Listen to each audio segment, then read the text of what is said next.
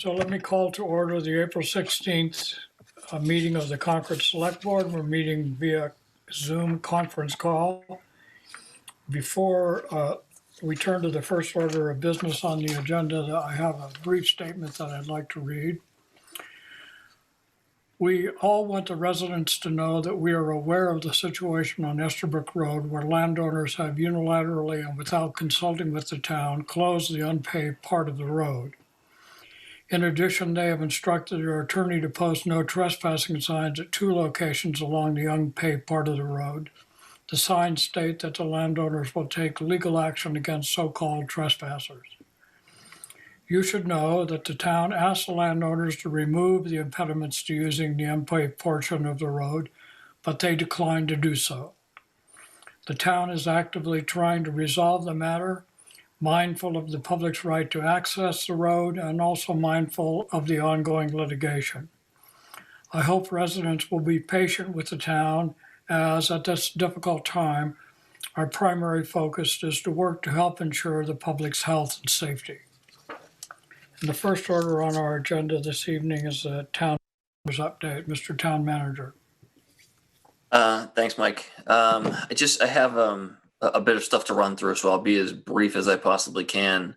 Most of it actually positive, which is good. I think, as we get through this, it's nice to have some news that is shows a relatively normal, relates to some relatively normal things. So the first is we just received word today that the Bruce Freeman Rail Trail was awarded as one of the American Public Works Association, the APWA, as one of their projects of the year for 2020. I don't have details in terms of when that honor will be specifically bestowed upon the town, but it's a great honor for the many partners who were such a huge part of that project. So especially, I do want to name Marcia Rasmussen directly as for the town, on behalf of the town of Concord, as kind of being our single biggest player for the town organization. But there were many people who helped make that happen. So congratulations to them. Patriots Day is Monday. It's the holiday. And I think it's a good context in which to remind people about social distancing. We still get reports from other residents about crowded parking areas and open spaces and things like that. And so I think it's clear that while most people are doing a good job, there are those who still aren't, and that puts all of us in a difficult position. Patriots Day activities have been canceled, and so I just want to advise people who may be thinking about doing some kind of congregate activity, whether it be at the North Bridge or someplace else, to really please bear in mind what we're trying to contend with and not put themselves and others at risk by doing that. And instead of doing that, you can binge all day great Patriots Day content on Channel 8 or on Minuteman.media, including some archival footage of old parades from the 1920s and 30s. The NPS is sending over some educational content. So there's going to be lots of Patriots Day things you can do virtually through Minuteman Media Network. But again, please, if you go out and if you decide you just need to get outside and be around other people, make sure you're practicing good social distancing and wearing a mask. That's really important to do that. So the state, the Commonwealth is now just really released an update of caseload or case numbers by cities and towns. Through April 14th, they had 23 listed for Concord, which is consistent with the numbers we've been seeing. They're also updating hospital capacity by region. You can go to the state's mass.gov's COVID-19 page, and there's a bar graph that has beds available and beds being used, both of different kinds, regular, like non-ICU and ICU beds. There is a bar for Metro West, and it does actually look relatively favorable in that the number of ICU beds occupied is greater right now as of yesterday than the numbers that are available. Again, I do think we are probably on the front end of the surge, and we're seeing the numbers creep up, but the capacity is still there, and that's consistent with our daily check-ins that the fire department does. we're monitoring all of the care facilities in town. And like I said, while we are seeing increases, we had not seen the additional need for additional alternate care facilities locally. So we're staying the course. The fire department actually has also been very instrumental in helping local facilities, whether it be some of the nursing homes or even our private schools, PPE supplies. That's been a really challenging thing for everybody, but Chief Judge and his team have developed pathways to order and procure PPE for institutions in town. So if you are a local institution and you need some, just reach out to the fire department. So we had that storm a few days ago, and I just want to commend our departments, especially CMLP. I know there were a few outages, but they were restored relatively quickly, and the crews have been doing a great job of cleaning branches up off of the trees. And we didn't have really any. I think we dodged the bullet, quite honestly. So I just want to let the board know that there was not any, operational emergencies or anything as a result of the storm. CMLP has also done a major upgrade to some infrastructure related to our broadband network, including our switches. And so these upgrades will make sure that as people continue to work from home, they will have high speed, uninterrupted broadband service. And if that's not happening for you, please let them know. Well, if you are one of our customers, and if you're getting bad internet and you're not one of our customers, then you know what to do. So the compost site is going to be open tomorrow and Saturday from 8 to 3. Last weekend was very successful. People did a great job doing social distancing and respecting the rules. So we decided we can continue to offer that service so long as people are doing that.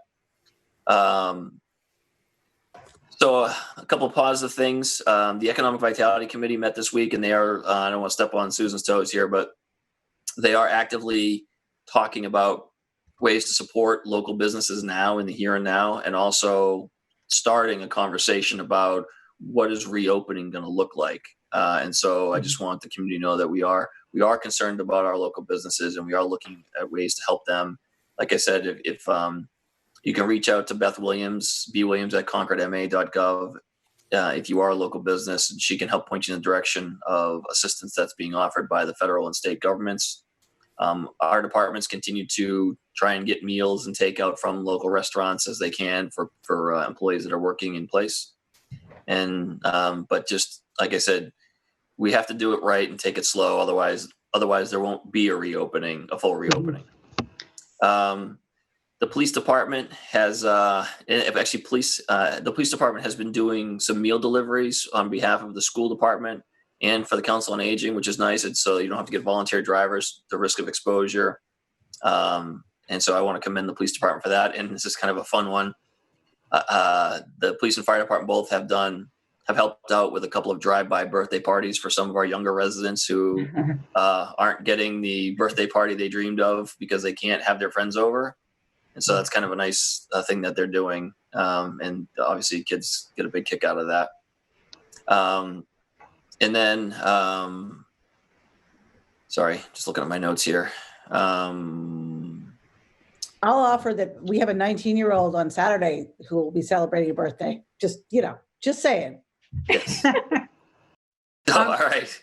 Stephen, I just wanted to follow up on your Economic Vitality Committee meeting, and to let people know that one of the members, who's a property owner who said he also owns properties in other towns, said that Concord is way ahead in terms of offering the support for businesses and doing the tax, waiving the fees, late fees and penalties on taxes. And he wanted the committee to know that, and I want you all to know that you're doing a good job on that. Well, I appreciate that, Susan. And as I said in the meeting, I do talk regularly to the area managers, and everyone is thinking about it, but no one is really in the space yet where they're planning for reopening. We're still managing the health crisis, which it still is a crisis. I know there's been a lot of positive news, and that's great, but cannot take our eye off the ball. It's almost more important now than it was even 2 weeks ago, because the numbers are surging, and they'll surge again if we just decide, we're over the hump. It's time to let loose. So I just have a two final, and these are administrative things. One is there are new federal laws that affect employment status and employee benefits, and so we are right now reevaluating our we adopted some temporary employee policies to help manage to govern working remotely and different types of work status, and so we're now in the process of amending those to reflect the changes in law. And I just want to, and I know you guys are so generous with your gratitude, but there are a couple of departments that are usually pretty well behind the scenes, especially the finance department, which includes the clerk's office and our HR department. And on a typical emergency, they would not be considered essential, but here they've been very essential and have done really an excellent behind the scenes job keeping critical town operations running. Police, fire, public works, public health are the front, outwardly essential things, but they can't do what they do without the work of some of the support departments. And I just want to really specifically commend those departments for, people in the public generally don't see them unless they come into the townhouse, and they're a very dedicated group, and they've really carried us in this time. So I want to thank them. Terrific. Terry? Yeah, thank you for that, Stephen. You always do a really good job of giving credit to the departments, and we really appreciate that. It helps the public understand what's going on, and thanks for all the news like the Bruce Freeman Rail Trail. That's great news, and the economic vitality. That's good to hear that we're be able to move ahead a little bit when we have time to and opportunity, I guess, to do that. There's one question I had, Stephen, on, I might have heard you wrong about the hospital beds in Metro West. You say that, can you say again what you said about how many beds we have enough available, or we don't? So I generally the graphic that they showed, in fact, if you give me a second, I'll pull it up on the screen and I'll share the screen with you. But it looked like there was still capacity, and Good. that is based on, there is a specific hospital census. This wasn't up here before. Let me go back so I can show you the capacity.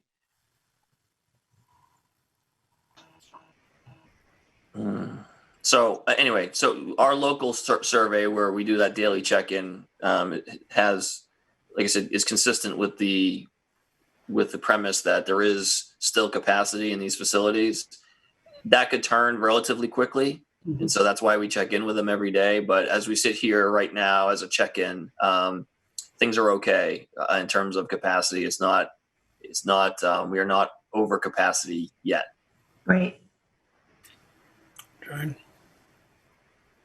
I just wanted to chime in because I had the privilege of speaking to our Emerson liaison, and he just reiterated that so far we're handling it, but that's only because people are taking the stay-at-home social distancing requirements and / requests as seriously as they are, and this could change, but. That he was encouraging everybody not to take our relatively positive standing so far as an indication that we are immune. So if you just bear with me, I'm going to share that image. Can you see that? Oh, yeah. So Metro West is here, and you can see the red occupied ICU beds versus available ICU beds. It's close to even, but it looks like I guess from what I've been hearing, the availability of ICU beds has been kind of the critical indice of ability to really take care of acute patients. And in Metro, and I don't know all the hospitals in Metro West, but I think it's I think Emerson is consistent with this. Right now, they have some availability at the ICU bed level, which is a good thing. Like I said, that could change tomorrow, but at least it's there now. Well, thank you for sharing that. That's a good graphic. Are there any other questions for the town manager? I'll just comment that I had the opportunity to be a member of the public yesterday for the Economic Vitality Committee. And I have to say that, Stephen, you navigated some tricky waters, I felt, in terms of the public-private role on this committee. And I thought you did a good job with that. Thanks, Linda. It's, it is a team effort, and we are going to, like I've said all the way along, it's going to be something we have to figure out as we go. But really, it's the level of commitment by the businesses and their sincere interest in not just everyone's interested in their own business for sure, but my takeaway was how committed they all are to all businesses, not just their own. And I think that's, if Concord is starting off from that place, I think we're going to be okay, because there's probably plenty of communities that don't have that kind of sense of community spirit and, shared sense of obligation like we have here. And that's a very powerful force. Very good. Our next item of business is a letter of support for the nomination of the Battle Road Scenic Byways. We had in our packet a background memo from Heather Gill. And also in the packet was a draft letter to the National Scenic Byways Program. So I know other towns have already submitted letters of support for this action. And if there's any discussion, I'd like to hear it. If not, I would entertain a motion to support this nomination. Any comments or questions? I think this is important not only for recognition, but I think it will also give them an opportunity to apply for some grants as we look forward to the big events coming down the road. So it's important that. Absolutely. Linda, I would entertain a motion if you're so inclined. Okay. Move to support the nomination of the Battle Road Scenic Byway to the U.S. Department of Transportation's Federal Highway Administration National Scenic Byways Program for the All-American Road designation. For a second. All those in favor? Aye. Opposed? Thank you. What I will ask Jeremy to do is send this page 2 of this letter as a signature page. So I'll ask him if he would send it to us, if you could print it, sign it, and we'll do it serially, and then fax it back to Jeremy. We'll get it around and get this out of here. Next item of business is, as we mentioned at our last board meeting, the cancellation of the Holocaust Memorial Observance Plan for May 5th, 2020. So I think there's no need for a discussion here, and I would entertain a motion.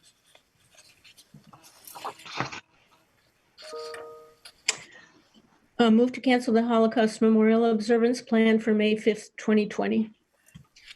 Second. Second. All those in favor? Aye. Thank you very much. The next item of business is the statement of interest from Concord Schools to be sent to the MSBA. You've received a copy of that. We've discussed this at a previous meeting, and so are there any comments or questions about it other than noting that in the material that you received, it should have said April 16th instead of April 13th. That was Jared from the school sent us along, and he just thought our meeting was on Monday. So that explains that. Is there any questions or comments? All right, Linda, I hope you're taking a deep breath and had a little sip of water. This has to be read verbatim. Exactly. It's rather lengthy.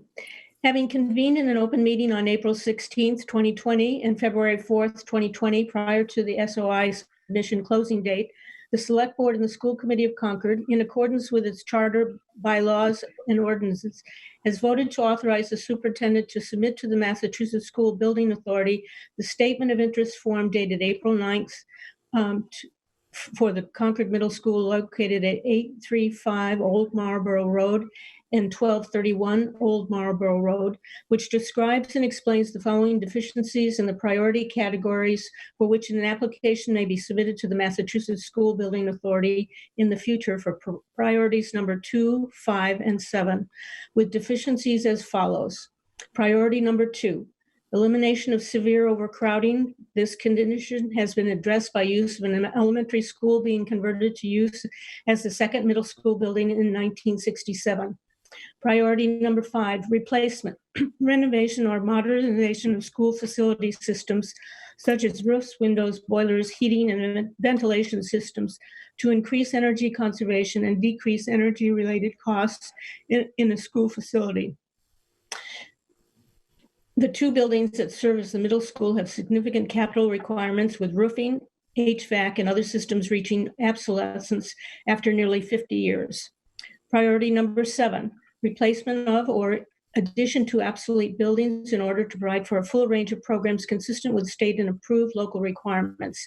Having two buildings located a mile apart requires duplication of many services and increases staffing costs significantly.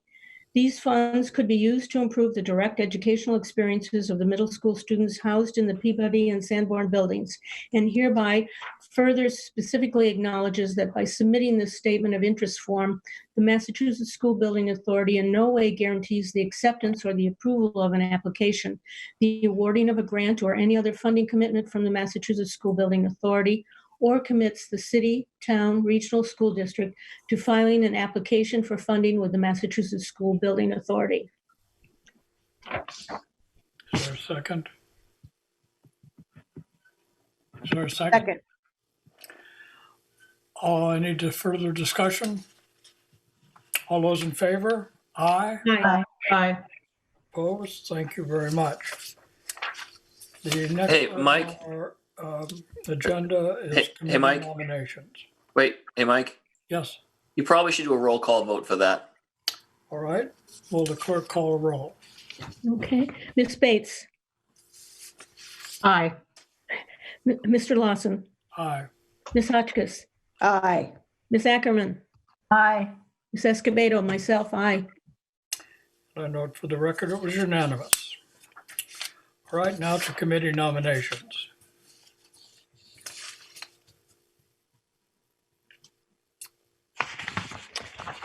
Linda? Okay, move to nominate Ramon Carrion of 24 Walden Street to the Economic Vitality Committee for a term to expire April 30th, 2023. Second. We don't need to vote on the nomination, so we'll wait a couple of weeks, and then at a subsequent meeting, we will appoint him to this committee. The next item on our agenda is miscellaneous correspondence. I would just simply note that we've gotten a very large number of pieces of correspondence over this period of time. A few have been directed to the town's actions with respect to the pandemic, but the overwhelming majority of the correspondence we've received has been in response to the action that I mentioned earlier at Estabrook Road. So we have posted all of that correspondence on our website. So if anybody is interested in this matter, they can go to the town website and read those pieces of correspondence. And I noted that right before this meeting began, I received yet another half dozen or so pieces of correspondence, which I will forward to the town for posting on the website. All right, that concludes our regular session. Mike, Yes, sorry. so before, previously, when we received correspondence, you or Stephen would send a response. The volume that's coming in now, are we able to send responses to all of these, or do we have a system, or what? We don't. When email correspondence has been directed to me personally. I've responded to them. For the rest of those, I have not. I suspect that what I will do over the next coming days is see if I can put together a general response Okay. and then send it to all of the folks who have written to us with their perspective or points of view. I think a lot of the correspondence, I think, was I don't want to say coordinated, but I think people were made aware by certain circles that they travel in, and if we can figure out who the kind of central, the hub of that wheel is, we can respond to that person and they can distribute the information. I mean, it'd be a lot of time to respond to everybody individually, and I think if we issue a statement, or if Mike issued a statement generally, that would probably cover it.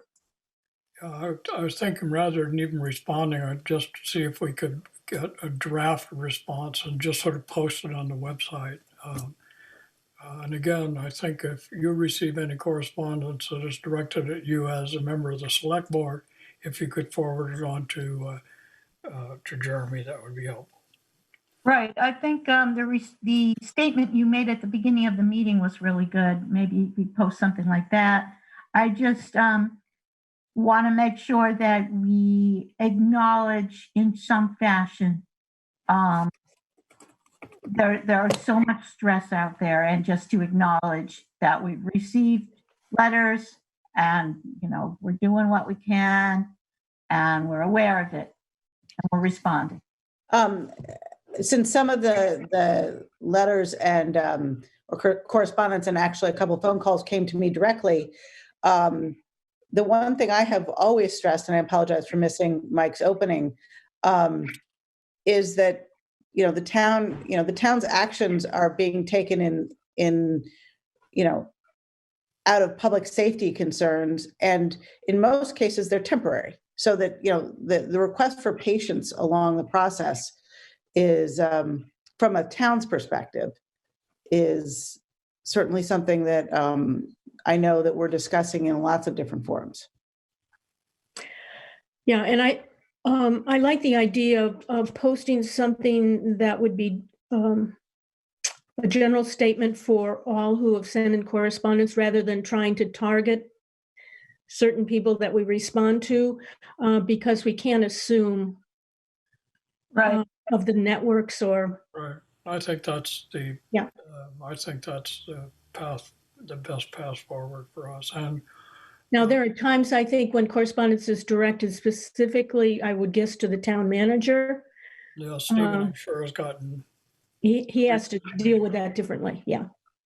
And also, just before we adjourn, I would note that in general, let's plan a meeting again next Thursday at this same time. Okay. We'll be assembling an agenda over the next 2 or 3 days, and we'll get some information to you. But I think it would be a good idea just to plan that so we can take advantage of any new information that comes to our attention. With that, then, we will adjourn, and our intent is to adjourn to executive session to discuss ongoing litigation regarding Estabrook Road, and doing so in open session would have a detrimental effect on the town's litigation strategy. So I would entertain a motion. Move to enter into executive session to discuss ongoing litigation regarding Estabrook Road, not to return to open session. The executive session is needed to protect strategy discussions affecting litigation on the stated matter. Is there a second? Second. Will the clerk please call a roll? Yes. Ms. Bates? Aye. Mr. Lawson? Aye. Ms. Hotchkiss? Aye. Ms. Ackerman? Aye. Ms. Escobedo? Myself? Aye. All right, I would note for the record that it was unanimous. We are adjourned to executive session, not to return to open session. Thank you all very much.